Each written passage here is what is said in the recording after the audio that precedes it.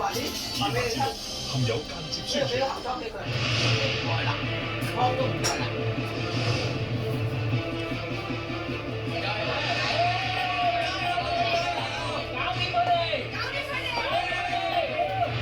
做咩啊？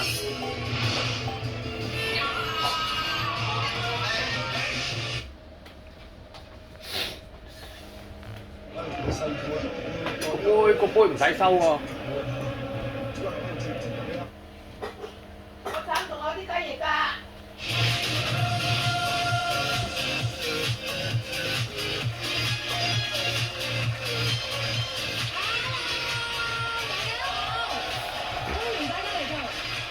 使唔使咗？哇！公仲有啲雞翼㗎。個話個多細細。係偶像之歌，唔使洗啊？我想問下大家，我仲飲啊我嘛。哋中年好聲音3嘅參賽者蘇花，你哋有冇覺得佢有偶像嘅元素啊？食啦！今晚你度做乜啫？ 16強裏邊，佢哋心目中都有個偶像，將會揀佢哋偶像嘅歌曲演繹俾大家聽。但係你啲掌聲唔夠。我哋講講賽制先，呢一個回合係呢個16強嘅成績，分別上元同下元。上元之首抽籤決定出場次序，兼任意挑選下元選手對戰，進行1對1 PK 賽。下元之將，你攞埋一籃半出嚟啦！高分嘅直接晉級，低分嘅進入中年危地區，最後會有2位選手被淘汰。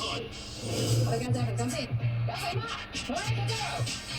我哋嘅天上張家添老師，周國峰老師，再遇歸來嘅可以老師，陳曉東老師公公。嗱，呢一個 round 嘅偶像元素啦，可怡老師你有冇偶像？其實我細個最中意聽嘅歌手係 Christina Aguilera，係不單止佢嘅聲線好獨特啦，佢好有自信啦，佢唱嘅歌好多都係好正面嘅啦，跟住佢嘅技巧，我覺得係暫時喺我心目中都係第一。希望可怡老師喺呢個回合咧，將嗰個欣賞眼光咧，同我選個 MVP 出嚟好嘛？可以。唔該晒。仲有陳曉東老師，偶像元素你點樣保持咧？我應該係咁樣問。我覺得係一個自己尋覓同埋自己認識自己嘅一個過程。咁喺唔同嘅階段入邊咧，對於自己都有一種新嘅體會咯。咁啊，鞭策自己，咁啲觀眾朋友啲 fans 就會越嚟越中意你，因為你都不停喺度進步啊嘛。多謝東東。你唔食咩？係啊，有午餐肉㗎嘛。食做咩啊？食啊！有請。你聽早食定今晚食啊？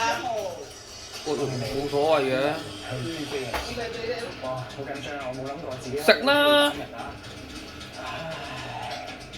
好難揀，佢哋咁高分啦，冇理由揀女仔嘅，係覺得有啲風度，係有啲風度咁樣咧，咁就會揀男仔，唔會揀女。應該你係我嘅最好嘅朋友。做咩啊？應該要報仇啦，因為輸到俾佢。算啦，呢個我同佢 friend 咗啦，我唔報仇，俾佢留多幾番東城，我都唔想揀佢，因為我同佢都係好好朋友，我哋一齊合唱咗心態。揀男仔得單嘅人，我唔敢揀佢。我都會建議揀我，因為我同佢比較熟嘅，同埋佢比較客氣，熟嗰啲佢應該唔揀，我覺得。例如咯，我要揀。